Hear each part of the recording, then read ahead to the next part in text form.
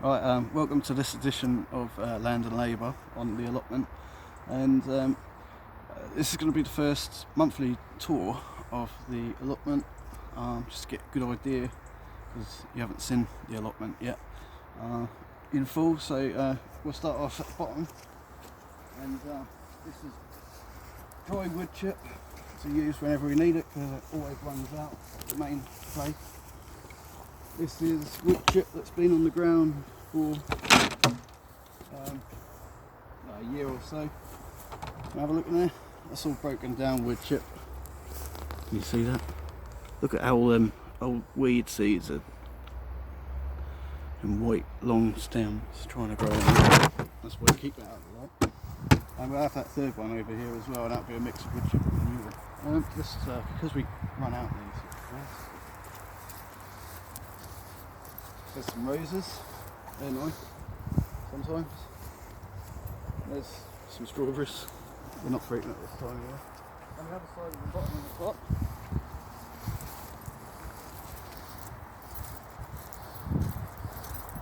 we had to tame this area because it was all overgrown, so I thought I'd just chuck a load of the old wood down, make something known as a little bit of a hugelkultur, just bits of wood in there. There's one sticking out there. I put bulbs in there, but in the summer next year there'll be some sort of squash, some sort of squash in there. They do well in hugelkulturs. These are our dig beds. We've tried to level them as much as they can to aid water infiltration. No, dig. These are our dug beds, and well, we've covered them with Hungarian rye and vetch. One of them, I can't remember exactly what it does. I think it's the rye that holds it there, but it's the vetch that brings the nitrogen, attracts the nitrogen.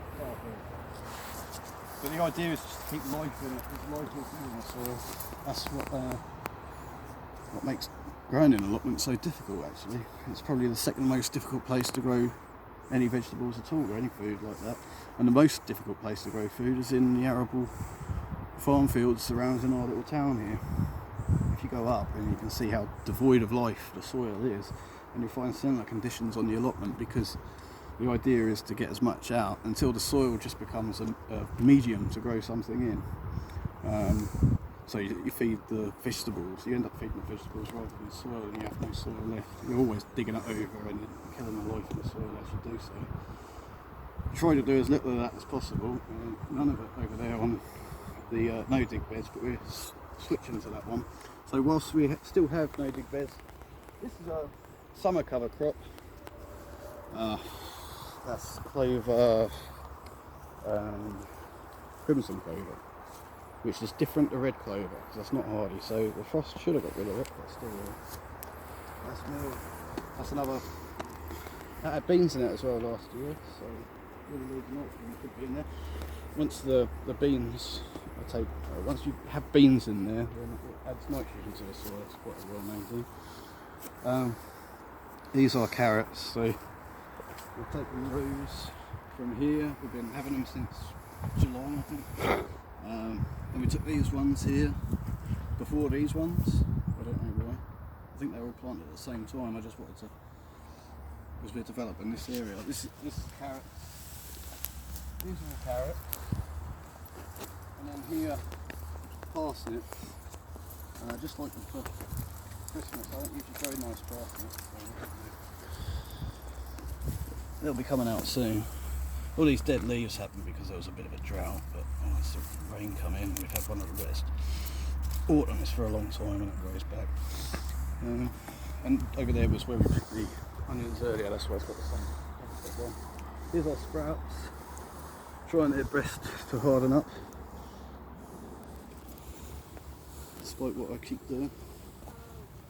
Very difficult to get sprouts. They need to be hard in the ground, apparently.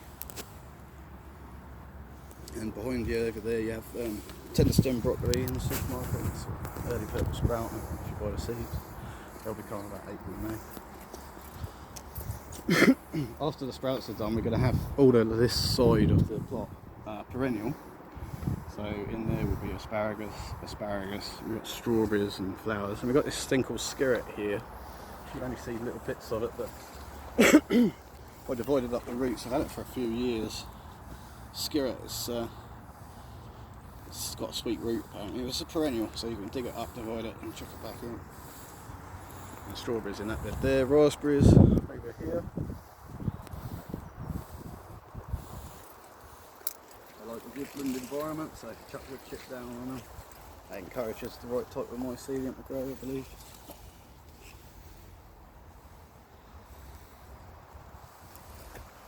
They'll need to be cut back soon as the gum drains down in the winter time.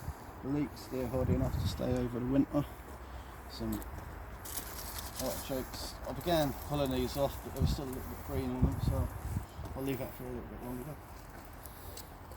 Over here was an asparagus bed. Not entirely sure what we're going to do with it now. I think it's just a place to, yeah, so the old asparagus. This one's really weird, look how it's gone. Because there was, it was crowded out by, what's it called, rhubarb. So it was asparagus and rhubarb. Rhubarb's now been moved over to that bed, so you see what it looks like after an initial start, it didn't work. This is a small bed for peas, so you can have a little twigs or fence or something or whatever to grow them up there. This is where we just, right, we're hopefully going to make a holly hedge, and we went and took some holly from the forest, but we didn't take too much, and we made sure we only took where one else would grow back.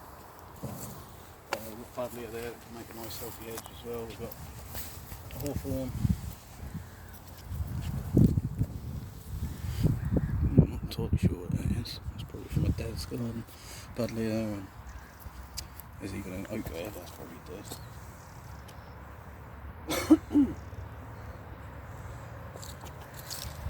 So with terrace as well, to aid with the flatness, so that water penetrates nice and easy.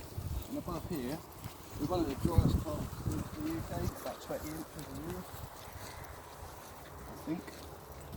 So, but it's been well wet recently. And if we just dig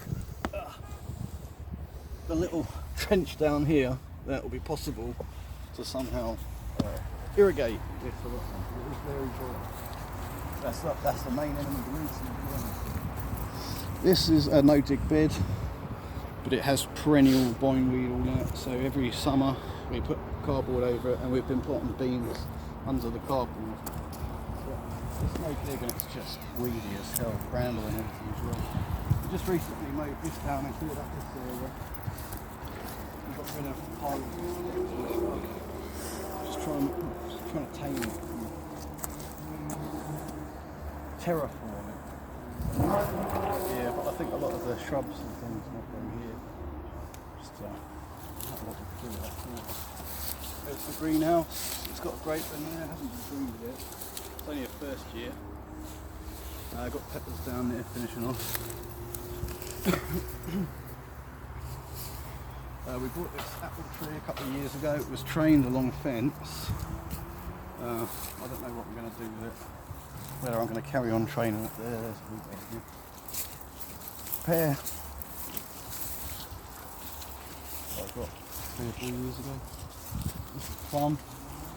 That's been pruned just after it fruited. That's just, if you're going to prune plum, you do it after they've fruited in about July or August or whenever. This one's yet to be pruned, it's an apple. We made a little bit of cider out of this, but there's not any apples. I haven't tried the cider yet, so I don't know. And here's a fig and shade, and underneath I've put loads of comfrey so that we can use the comfrey for the hair as soon as we can use it for. And this is a shed, and you do not want to go in there.